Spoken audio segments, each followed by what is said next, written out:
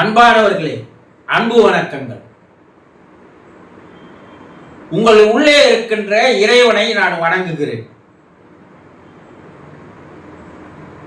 இறந்தவர் உங்களோடு கனவில் பேசுகிறார். உங்களுக்கு தெரியுமா? இது உண்மையா குருஜி? இதற்கு சாத்தியம் இருக்குதா அப்படின்னு நீங்க கேட்கலாம். இன்றைய ஆவி உலக ஆராய்ச்சிகள், அது வெளியே வருகின்ற அறிவிப்புகள், உலகிலே பல பேரோடு இறந்து போனவர்கள் பேசுகிறார்கள் என்பதை கண்டுபிடித்து தெளிவுபட வெளியிட்டு இருக்கிறது. அவங்க இறந்தவங்க எப்ப பேசுறாங்க உங்களுக்கு கேள்வி வரும். உங்களுக்கு கனவு எப்போது வருகிறதோ அந்த கனவுல அவங்க வராங்க. அது ஏன் குருஜி கனவுல தான் வரணுமா? உங்களுடைய மனமானது எப்போது முழுமையா வேலை செய்யலையோ, மனம் எப்போது இல்லாது போகிறதோ, அந்த நேரத்தில் தான் அவர்கள் வந்து உங்களோடு பேசுவது உங்களுக்கு ஒரு உள்ளுணர்வாக, இலூஷனாக உங்களுக்கு தெரிய ஆரம்பிக்கிறது. அவங்க பேசுறது கேட்கணும்ல. நீங்க அவங்க எதுக்காக வராங்க பேச? அண்ணா, தான் வாழ்ந்த போது சில விஷயங்களை சொல்லாமல் விட்டு இருப்பாங்க. சொல்லணும்னு நினைச்சிருப்பாங்க. ஆனா அதுக்குள்ள எதிர்பாராத விதமா இறந்துட்டு இருப்பாங்க. சில பொருள்களை அவங்க எங்கேயோ மறைச்சு வச்சிருப்பாங்க. அந்த பொருள்களை இங்கதான் இருக்குதுன்னு சொல்றதுக்காக உங்ககிட்ட சில நாலு நேரம் பார்த்து சொல்லலாம். இப்ப அவசரம் இல்லை, நம்ம என்ன செத்தா போயிட்டு போறோம் அப்படின்னு நினைச்சிட்டு உங்ககிட்ட சொல்லாத மறைச்சிட்டாங்க, இல்ல மறந்துட்டாங்க. ஆனா எதிர்பாராத விதமா இறந்துட்டாங்க. இப்ப அந்த மெசேஜ, அந்த செய்தியை உங்ககிட்ட சொல்லி ஆகணும். அதற்காக அவர்கள் உங்களுடைய கனவிலே வந்து அவர்கள் சொல்லாத விட்டு போன அந்த விஷயங்களை, செய்திகளை உங்களிடம் கூறுகிறார்கள்.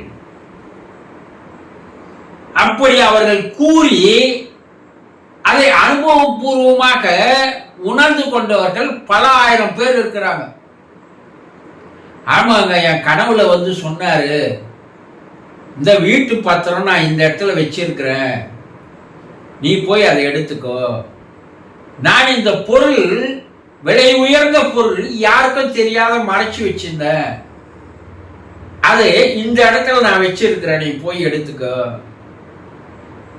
அட, பீரோ சாவி மறைச்சு வச்சிருந்த, அதை உங்ககிட்ட சொல்லலான்னு இருந்த, அது யாருக்கும் தெரியாத, நான் மட்டும் தானே யூஸ் பண்ணிட்டு இருந்தேன்.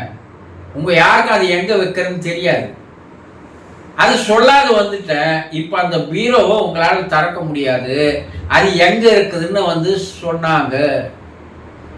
இப்படி அவர் கனவில் வந்து சொன்னதை அனுபவபூர்வமாக உணர்ந்தவர்கள் பல ஆயிரம் பேர்கள் இருக்கிறாங்க. பல்வேறு விஷயங்களை, இன்னொரு விஷயம் சொல்றாங்க. என்னன்னா, உனக்கு நடக்க போவதை அவர்கள் முன்னெச்சரிக்கையாக தெரிவிக்கிறார்கள். இது உனக்கு நடக்க போகுது, அதனால நீ கொஞ்சம் உஷாரா இருந்துக்கோ. அது கெடுதலா இருக்கலாம், தீங்கா இருக்கலாம், இல்ல பாதிப்பா இருக்கலாம், இல்ல விபத்தா இருக்கலாம். ஏதோ ஒன்று நடக்க போவதை கனவின் மூலமாக உங்களுக்கு எச்சரிக்கை தருகிறார்கள். நீங்க உஷாரா இருங்க என்று இந்த செய்திகளை தெரியப்படுத்தியதாக பலர் உணர்ந்தவர்கள் கூறுகிறார்கள். ஆமா, கனவுல வந்து எனக்கு சொன்னாரு, அது போல ஒரு ஆபத்து வந்தது, பட் அதுல இருந்து நான் விலகி கொண்டேன் சொல்றாங்க.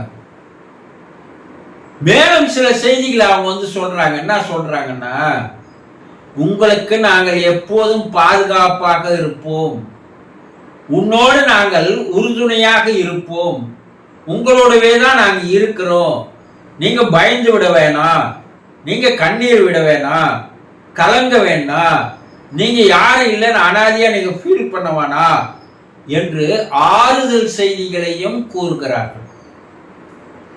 அது ஏன் குருஜி கனவுல தான் வந்து சொல்லணுமா? ஒரு சிலர் நிறைய பேர் தொடர்பு கொண்டு கேட்குறீங்க, என் கனவுல அவர் வரவே இல்லையே, பலர் கனவுல வந்துதான் நீங்க சொல்றீங்க, என் கனவுல அவர் இன்னைக்கு வரைக்கும் வரலன்னா அந்த கனவில் வருவதற்கு கூட நீங்கள் அவர்கள் மீது உயிருக்குயிராய் அன்பையும் பாசத்தையும் வச்சிருக்கணும். வாழும்போது இந்த அன்பு இருக்கு பாருங்க, அது காலம் கடந்து கோலம் கடந்து போய் அதை சாதிக்கக்கூடிய ஆற்றல் அன்புக்கு உண்டு. உங்க எண்ணங்களை விட அந்த அன்பு என்ற அந்த அதிர்வானது 7 உலகங்களுக்கும் போகின்ற ஆற்றல் அந்த அன்பிற்கு உண்டு. அதனால்தான் அன்பை பற்றி எல்லா சித்தர்களும் யோகிகளும் தெளிவா பேசுறாங்க. நீ அன்பு இல்லைன்னா உன்னால வாழ முடியாது. கடைசி காலத்துல அந்த அன்பு என்ற இரக்கம் ஒவ்வொரு மனிதனுக்கும் வந்துடுது.